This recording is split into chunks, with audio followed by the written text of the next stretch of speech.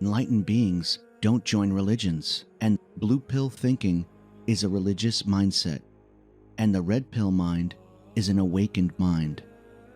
Hello, and welcome to the Ancient Wisdom Modern Mind podcast. And today, I would like to offer my perspective on the red pill and religion.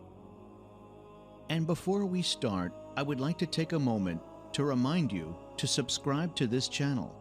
So go ahead and click on the subscribe button. Recently, I listened to a podcast that discussed the red pill from the perspective of Buddhism, which suggested that a Buddhist is a person that has taken the red pill and who then moves from the state of dissatisfaction into a state of satisfaction. And from the perspective of attaining Buddha nature, I fully understand where the monk was coming from. But I thought I would broaden this idea from the perspective of all religions. My first premise is that blue pill thinking is a religious mindset, and the red pill mind is an awakened mind. And in this sense of the meaning, I do agree with the monk.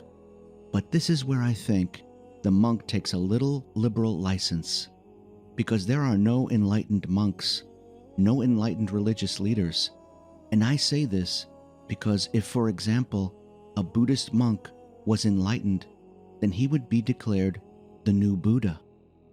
You see, religions are formed around enlightened beings, and enlightened beings don't join religions. So really, all religions are trapped in a blue-pilled state. They are matrices that enslave the mind in ritual that promotes an ideological perspective, which then seeks to subjugate the mind on the plantation of servitude, where there are sheep and guard dogs. And then we have the added danger that the guard dogs may in reality turn out to be wolves. And you see this in some of the more extreme religions, when one of the sheep tries to leave the plantation or when they voice a different opinion. So the religious blue-pilled mind is that of a simple and uncritical belief and faith that attaches its foundations to society and religions placed in this cultural soup. You see, we have forgotten why society forms religion and why people agreed to this moral pulpit. Religions were formed to help support the raising of children and to support women that have fallen on hard times. Their purpose was to raise the next crop of plantation slaves for society, and it had nothing to do with becoming enlightened. If one was inclined towards higher spiritual realities, then you would join the wild mystics or yogis in the forest. Religion was there to help hold up the social and cultural matrix. In a dualistic world, there is good and evil, and for any society to work and develop, evil needs to be held in check.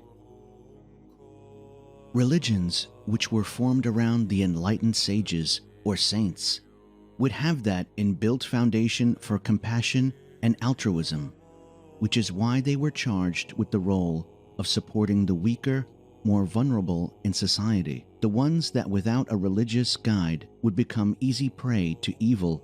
Of course, today we would call these people sociopath or psychopath, because evil is out of fashion.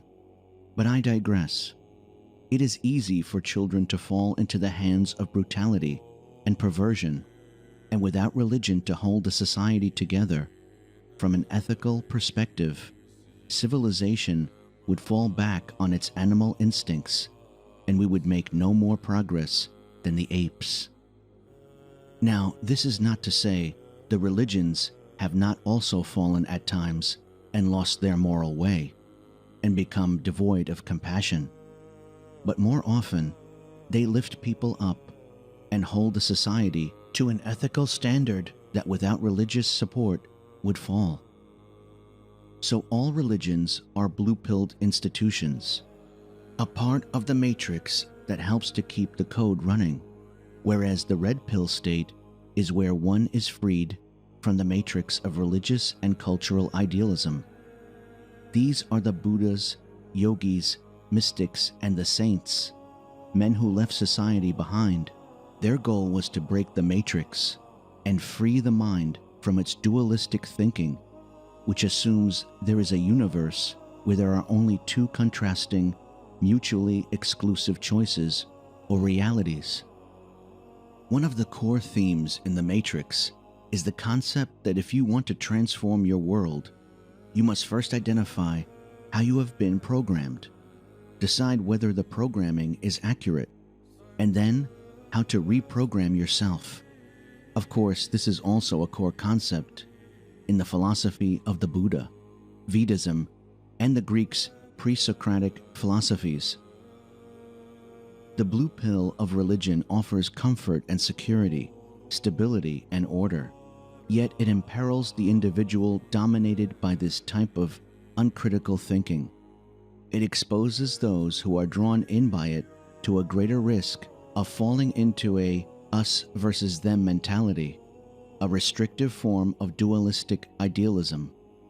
It permits one to hold stereotypical and oppressive notions of the self and to act on a false sense of faith.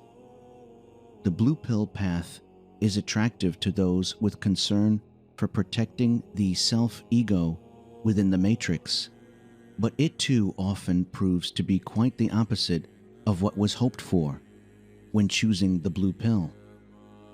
The red pill is the path of the saints and mystics and wild monks or yogis that reject social conformity and instead seek to enlighten the mind beyond the dualistic dictatorium of the matrix.